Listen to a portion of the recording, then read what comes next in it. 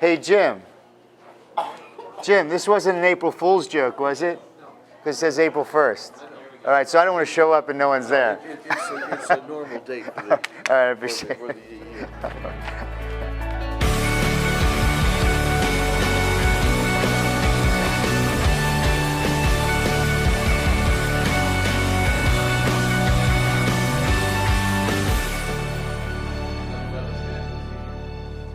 So Gabe was the guy where he says, hey, Dr. Zaino, I want to do this I Am Impact. I want to do everything just like you.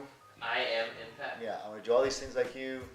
And then I said, he goes, can I use your material?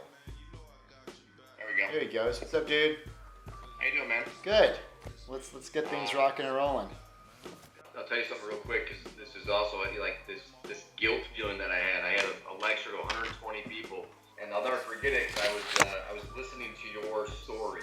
So I was at home and I just started writing up this Zaino story. So my PowerPoint was literally pictures of you, and I was just telling your journey to chiropractic. And out of 120 people, 80 people signed up for an appointment. Yeah. Paid to sign up for an appointment. I'm like, holy shit. I just told somebody else a story.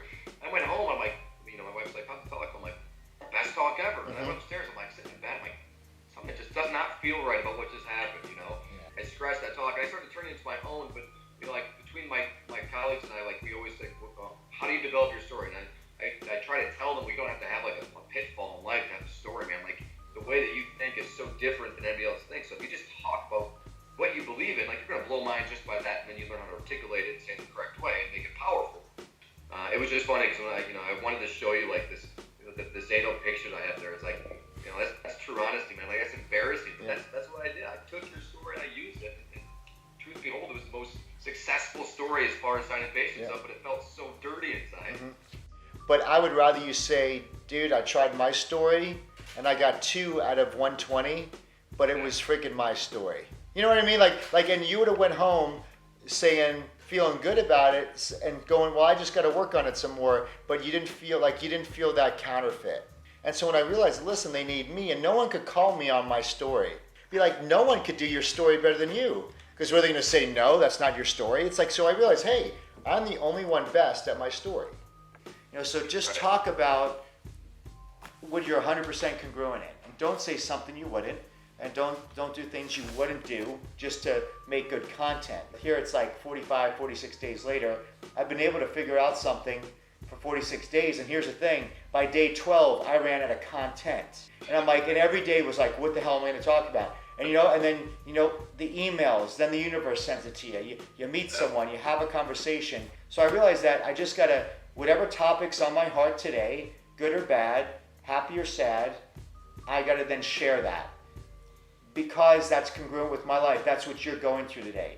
Versus, hey Gabe, can you talk about the type of creatine you use, right before you train? It's like, something major might be happening in your life, and I would talk about that because then it's divinely inspired, and then you're able to connect in a way that no one else could connect to. But when it's congruent, I always used to say, what people don't see, they know.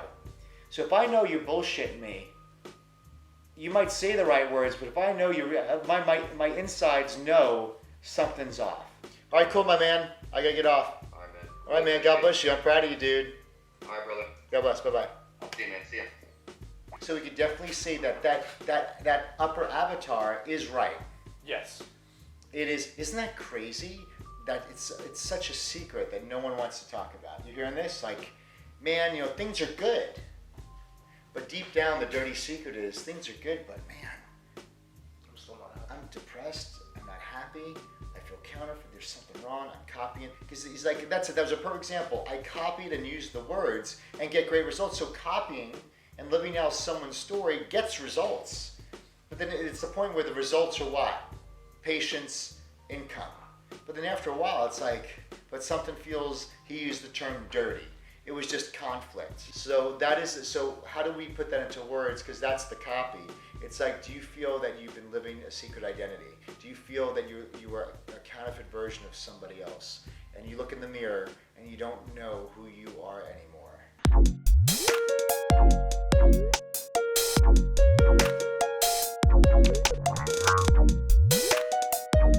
For me, I feel still, if I have this business hand, which is always trying to close and ask for the dollar, which I believe in exchanging value, but if I'm going into something, reverse engineering it, saying, okay, listen, I'm doing this talk, and in my talk, I'm going to be putting things to come down with the close for the money.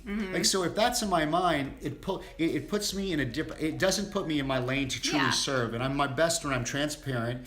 So if I'm thinking of CEO or closing or this and that, like, I don't close people on the finances, I close them on the vision and on the importance, and I close them on the value.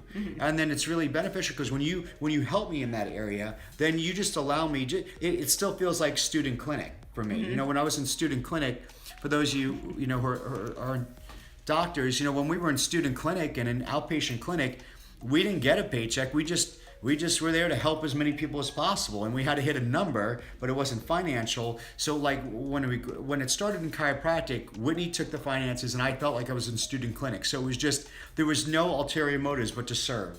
If I was focused on like trying to make the buck, I wouldn't be as I would be at 97%, and that's when I'm average or normal. And I really think I really function at my best in what someone would call life-changing, transformational at that 99 to 100%. So you allow me to do that. So and then you do good in your part. So and you allow me to do what I enjoy. So that's good. So it works together.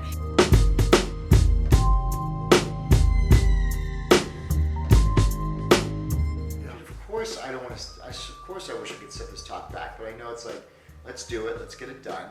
And my fear is really, you're right. My fear with this talk is not the material or if it's good or not. I know it's great, but it's like, I didn't ask for your opinion. So right, it's not the matter of my content if I think it's good or bad, but for them critiquing me on it. And yes, I'm going to hear stuff I don't want to hear, and yes, it'll be useful stuff. But at the end of the day, it's like I'm going to always get better at what I do.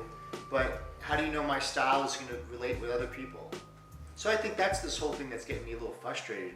I wouldn't say fearful, is because yes, I would say I'm afraid of hearing things I don't want to hear from someone's opinion that I really rather would not even give a shit about because they went to Yale.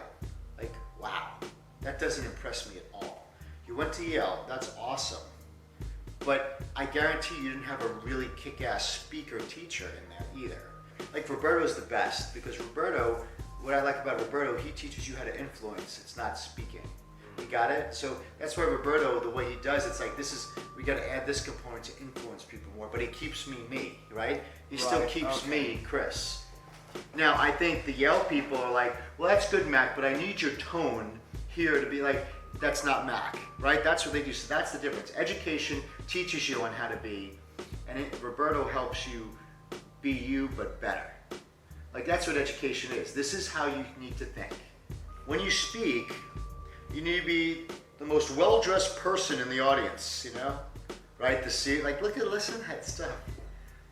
And we see speakers all the time, like, they just, they're like, I need to be me, that's what I gotta be. I told Winnie, I'm like, I'll never wear a tie, and I won't wear those suits ever again. Get rid of them, I'll never wear them. Because it's a clown suit. It's like, why would I ever wear this? There's no reason for me to wear this, so. But people judge you, great, I know. If you say my name is Chris Zaino, because the upward inflection, the downward inflection, versus my name is Chris Zaino. It's like, right? That's what they talk about the minutia to make them feel, oh man, that's what I was missing. But you get someone out there. What I love is the speaker who tries to speak his message. They learn from the educated people on how to do a speech, and then one day they just get so pissed and frustrated. They say, screw it, and they let it all go, and they just open up their heart and rip it, and then that's the best talk of their life, and they'll never go back.